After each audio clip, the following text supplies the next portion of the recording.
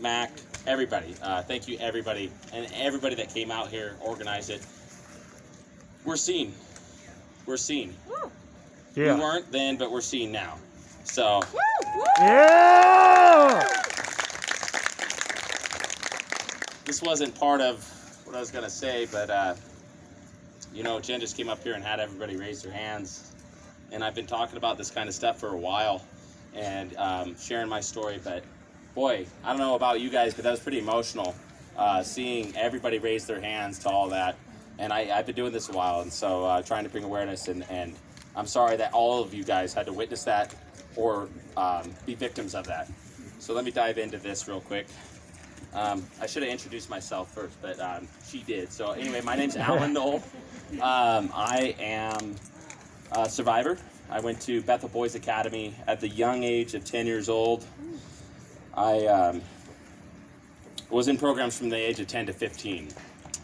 I wrote the book, Surviving Bethel. I get into all the details about all that. So if you don't know me or don't know my story, you can check it out there. I walk you through it of what it was like at that age and the trauma and all that kind of stuff. But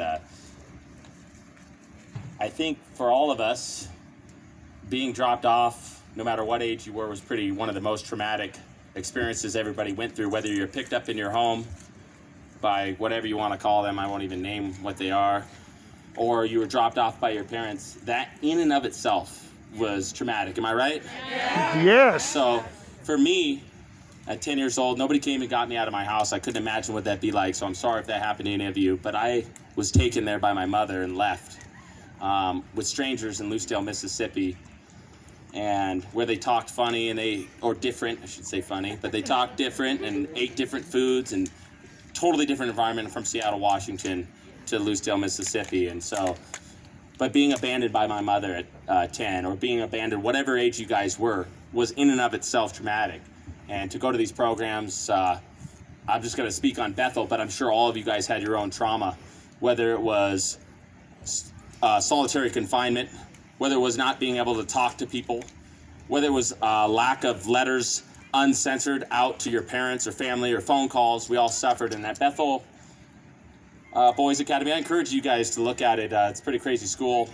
A lot of abuse, physical abuse.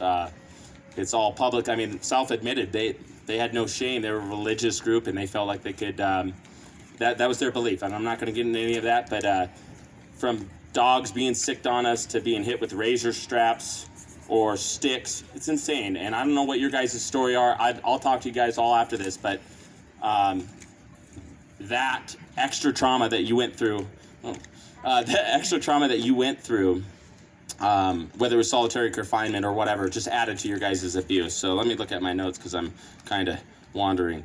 I left Bethel at 13. I fought Bethel and went through extreme abuse in that process, but I won. And I thought I was going to go home, and went home and was again abandoned by my parents and sent to Agape boarding school for 2.5 years. Agape was different. It was more mental abuse, but nonetheless pretty crazy. I think my story matches a lot of your guys's.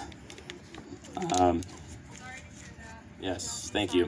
So real quick, whatever years you were there, everybody had a sense of loss, so I just kind of wanted to talk about what I lost. My brothers, I have 2 of them. They grew up without me. I didn't know what it was like to have birthday parties, sleepovers, or open gifts on Christmas. I didn't have the right to be a child, as many of you didn't have the right to be a child. So I'm here today to tell that story. That we got media here and everybody else, and all of our stories is, Jen started this and saying nobody's story is unique. We're all together. And so I want to say this in wrapping up, and then I see media here, and we're all survivors over here, but I see media. We're here today to be heard. Yeah. This is not new. Yeah. We are here to hold our government to account. We need you guys to join us. You are the ones that can do the most in making our government act We need regulations. We need oversight. We need answers of why our youth continue to go through this. Yeah. Yeah. I ask that everybody be peaceful. Everybody's cool. I think I walked through here. Everybody's really cool. Thank you guys so much. I ask that everybody be peaceful, be strong, be firm, keep getting out there and fighting, and let's all not stop, because at the end of the day, it's not about us. I went through stuff. You went through stuff. Does anybody have a time machine here? Okay, nobody does. And it sucks what happened to us, and I'm not taking that away, but right now, there's somebody in a program that's going through what we went through. Or right now, there's a parent at home who's thinking about sending their kids there. And real quick, and I'll wrap up. I'm long-winded, sorry guys. But this 2 weeks ago, I had a child reach out to me, or a parent reach out to me about a child. And I'm sure they found us, whether it's through all your guys' posts, my posts, whatever. Anyway, they contacted us. And over the years, this happened 3 times. And one of the greatest feelings is we were able to help that parent find a safe home for that child, and he did not go to the program that they wanted him to send to. Yeah. That's why we're here. Yeah. And that's why we fight.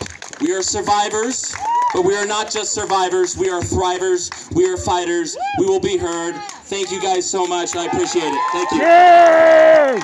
Woo! Good job, Ellen.